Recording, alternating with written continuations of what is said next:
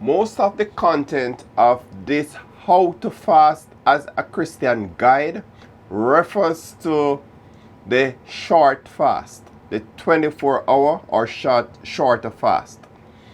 Welcome to my channel. My name is Leroy Daley. On this channel, I utilize scriptures to explain the scriptures. Here a little, there a little, line upon line, precept upon precept. Precept must be on precept, or else we will have confusion. And we don't want any more confusion in Christianity caused by misinterpreting the scriptures. So let us explore how to fast as a Christian. There are many fasting paradigms out there these days. People are fasting to lose weight, and they are imposing their own opinions on the Christian fast. But the Bible is our sole authority for the Christian fast. How we fast is not for us to decide. It's either we are going to abide by what the Bible says or we are not. So, are we going to fast according to the Bible, or are we going to fast according to someone's opinion? Today, I want to explore how to fast according to the scriptures. I'm going to itemize 10 steps that we utilize as we execute our fast. First, we need to decide on the goal of our fasting. Why are we fasting? What is the objective of the fast? What do we wish to achieve through our fasting? A fast can have many goals, but a very successful Christian fast usually has one defined goal which keeps us focused and which we try to accomplish during the fast. The second step is to decide on the length of our fast. The scripture is very lenient in this regard. It does not impose any time frame on us. We can decide on how long we're going to fast. Is it going to be for a few hours? Are we going to fast for 24 hours? Are we going to fast for 3 days? Are we going to fast overnight? Whatever your need is, you need to decide before you commence your fasting how long you are going to fast, and stick with that decision. So if you're going to fast from sunrise to sunset, stick with it, establish it before you commence the fast. The next step is to remove all distractions. Turn off your cell phone, turn off the radio, turn off the TV, probably go into a room.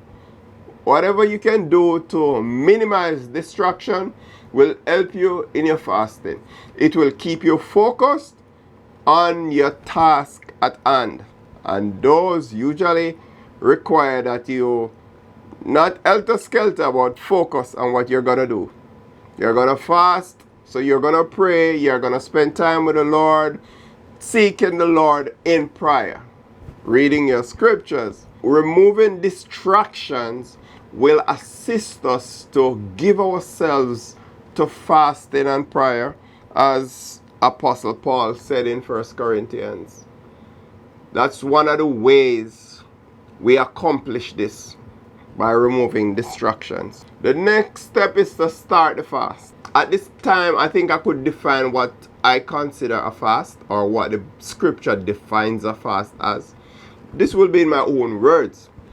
But a fast really is a specified duration of time during which we abstain from foods, drinks, sexual intimacy, and we focus on afflicting the soul and seeking God through prayer, reading our scriptures for a specific objective, a specific goal. That's what I consider to be a fast. In concept, the scripture will bear me out on that. So So I can't understand how during a fast you can be eating and drinking. We can't be doing anything like that during the fast, the biblical fast, because it's a time when we don't eat, we don't drink anything, we don't eat anything, we don't drink anything. So how can you be fasting and you're drinking water or you're drinking juice or that's crazy. That's not a fast according to the Bible. So no food, no drink, no sex, and we afflict our soul for a fixed time, a fixed duration.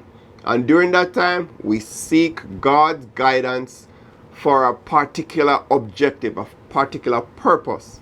One of the famous scriptures in the Bible was when Queen Esther decided that she was going to do a 3-day, 3-night fast because Israel was at a point where destroyed, totally destroyed. So she decided, she called a 3-day fast, and she had a specific purpose in mind. It was a purposeful fast. Not even the queen could approach the king if the king didn't request her. So when she approached the king, if he held out his golden scepter to her, she would live and she could approach. If he didn't, she would die. So in order to gain his favor and the favor of the Lord, Esther called a 3-day fast. We find that in Esther 4 verse 16. So a fast usually has one defined goal, well-defined goal, and it keeps us focused. And all our tasks during that fast is focused to achieving that specific goal. That's what we pray about. That's what we seek God for. That whatever that goal is. It's powerful. It's very powerful. What 2 things do Christians do while they fast? They exercise and drink water? Do they take walks and meditate? Or they pray and read their Bible? They always pray and read their Bible.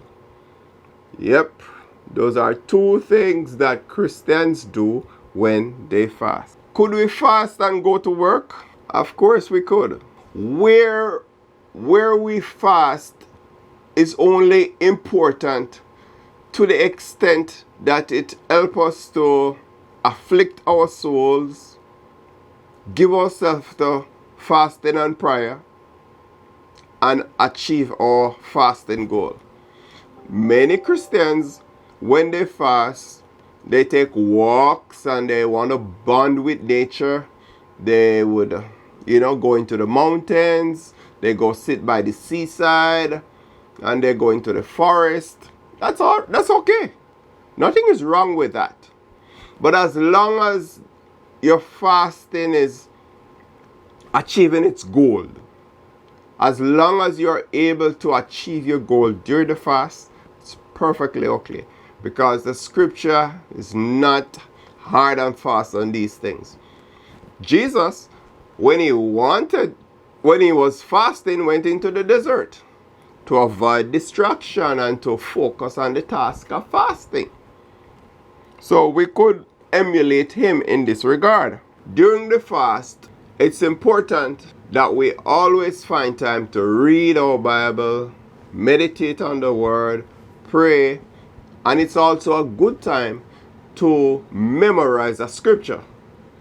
Many Christians don't memorize scripture, but memorizing scripture is very powerful.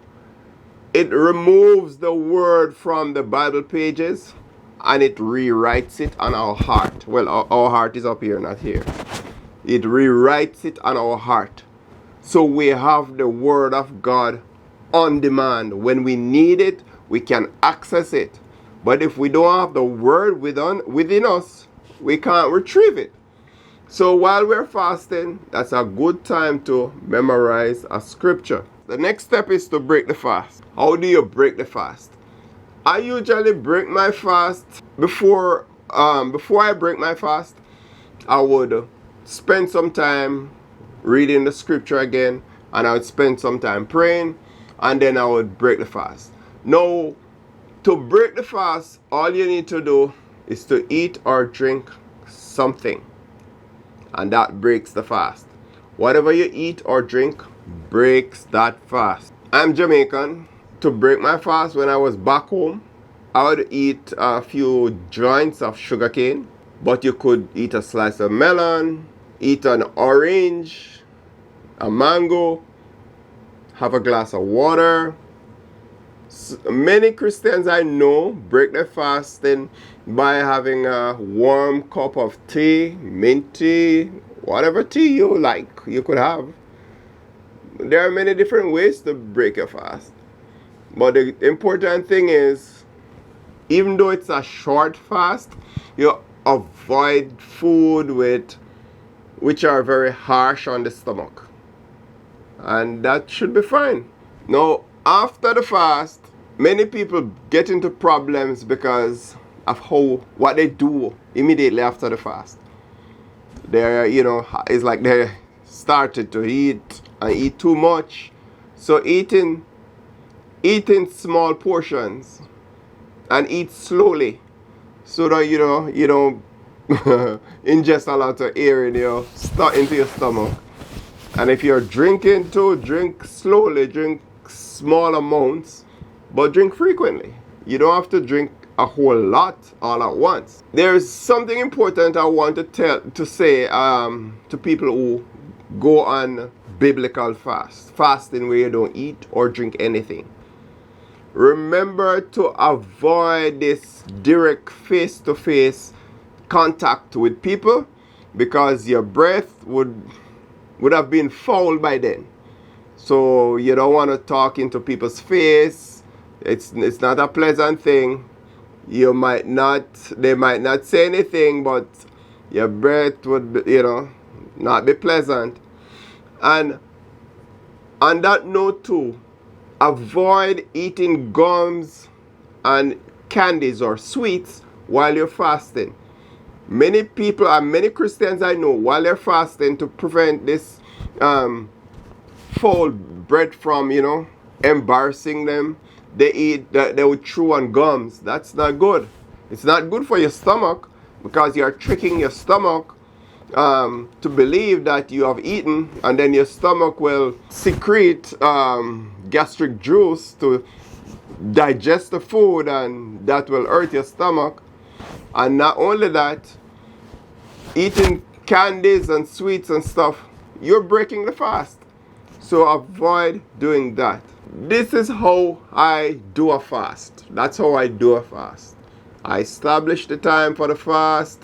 I set up my fasting goal. I remove distractions. Then I enter into the fast. During the fast, I'll be praying. If you go to work, you could still pray. You don't even have to say a word. You could be working and praying. Many times I'm at work and I'm fasting and nobody knows. I'm working and I'm praying. And I'm praying. I'm there, but my mind is not there. I'm just working. But I'm praying. And if I get some time, I'll go to the restroom or go somewhere and I pray. You can do the same thing. But remember, a fast is to afflict your soul. It's a day to the Lord.